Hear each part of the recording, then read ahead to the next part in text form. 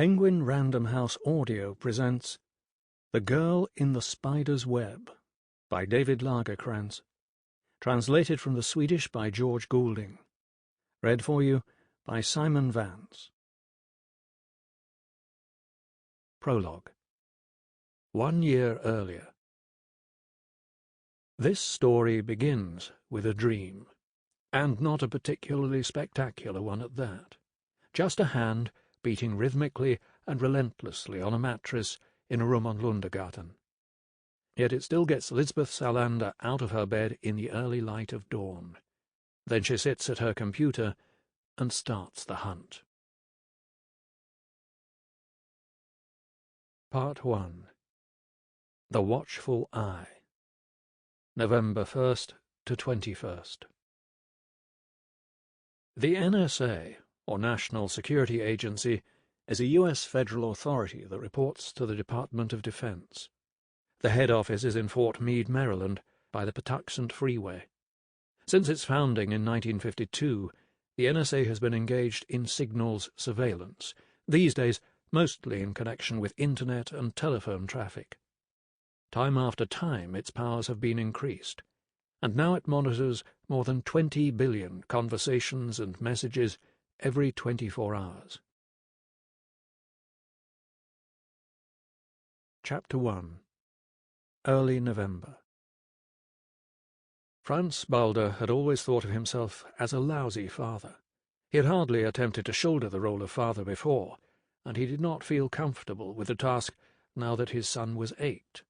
But it was his duty. That is how he saw it.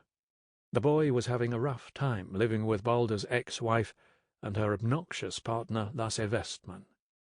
So Balder had given up his job in Silicon Valley, gotten on a plane home to Sweden, and was now standing at Arlanda Airport, almost in shock, waiting for a taxi. The weather was hellish. Rain whipped onto his face, and for the 100th time he wondered if he was doing the right thing. That he, of all self-centered idiots, should become a full-time father. How crazy an idea was that? He might as well have gotten a job at the zoo. He knew nothing about children, and not much about life in general. The strangest thing of all was nobody had asked him to do it. No mother or grandmother had called him, pleading and telling him to face up to his responsibilities. It was his own decision. He was proposing to defy a long-standing custody ruling and, without warning, walk into his ex-wife's place and bring home his boy, August. No doubt all hell would break loose. That damn Lasse Westman would probably give him a real beating, but he put that out of his mind, and got into a taxi with a woman driver who was dementedly chewing gum and at the same time trying to strike up a conversation with him. She would not have succeeded even on one of his better days. Balder was not one for small talk. He sat there in the back seat, thinking about his son and everything that had happened recently. August was not the only, or even the main reason why he had stopped working at Solifon.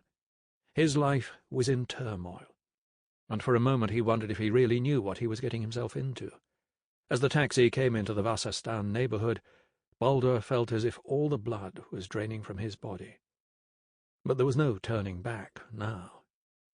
He paid the taxi on Torsgatan and took out his luggage, leaving it just inside the building's front entrance. The only thing he took with him up the stairs was an empty suitcase covered with a brightly coloured map of the world, which he had bought at San Francisco International. He stood outside the apartment door, panting.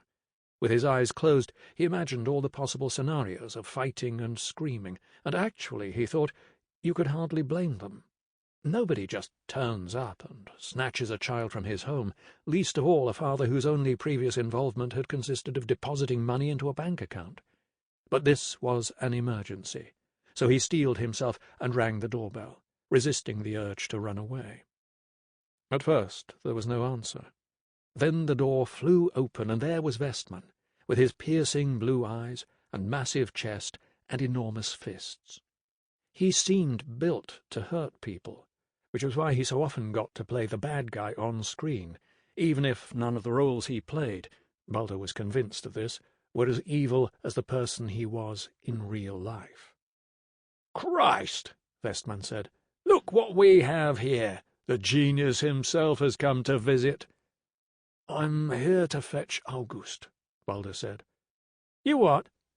"I'm taking him away with me, lassie." "You must be joking." "I've never been more serious," he tried. And then Hannah appeared from a room across to the left.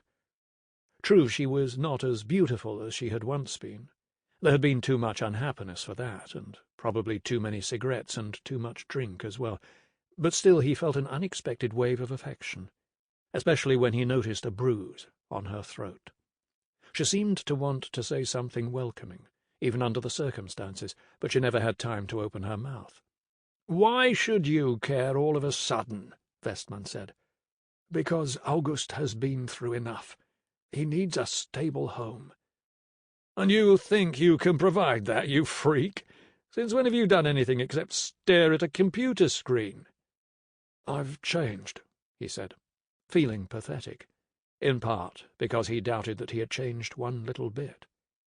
A shiver ran through Balder as Westman came towards him with his mighty bulk and his pent-up rage. It became crushingly clear that he would have no means of resistance if that madman let fly. The whole idea had been insane from the start, but surprisingly there was no outburst, no scene, just a grim smile, and then the words, "Well, isn't that just great?" "What do you mean?" Hannah asked. "That it's about time, isn't it, Hannah? Finally some sense of responsibility from Mr. High and Mighty. Bravo! Bravo!" Westman clapped his hands theatrically. Afterwards, that was what Balder found most frightening. How easily they let the boy go. Perhaps they saw August only as a burden. It was hard to tell. Hannah shot Balder some glances which were difficult to read, and her hands shook and her jaw was clenched. But she asked too few questions.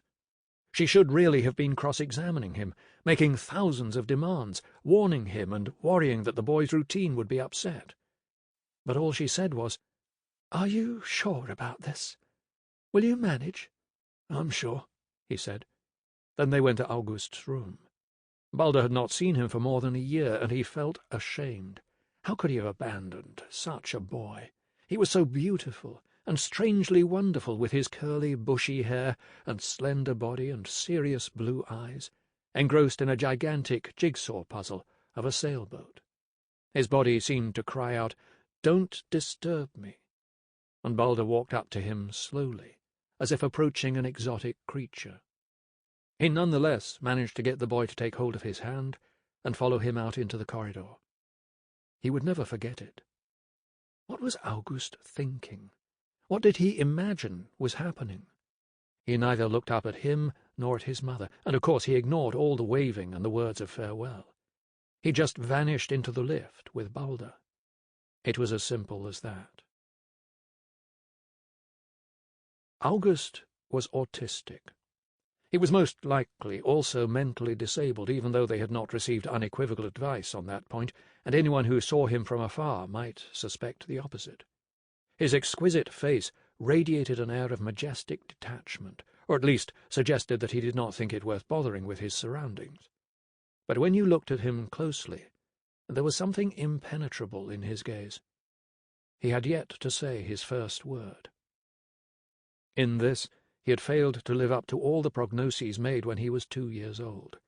At the time, the doctors had said that August probably belonged to that minority of autistic children who had no learning impairment, and that, provided he was given intensive behavioral therapy, his prospects were quite good. But nothing had turned out as they had hoped, and Balder had no idea what had become of all that remedial care and assistance, or even the boy's schooling. Balder had run away to the United States and lived in his own world. He had been a fool, but now he was going to repay his debt and take care of his son. Right away, he ordered casebooks and called specialists and educational experts, and it became immediately apparent that none of the money he had been sending had gone towards August's care, but instead had trickled out to pay for other things, probably Westman's extravagances and gambling debts. The boy seemed to have been left pretty much to his own devices, allowed to become set in his compulsive ways, and probably worse. This was also the reason why France had come home. Sample complete. Ready to continue?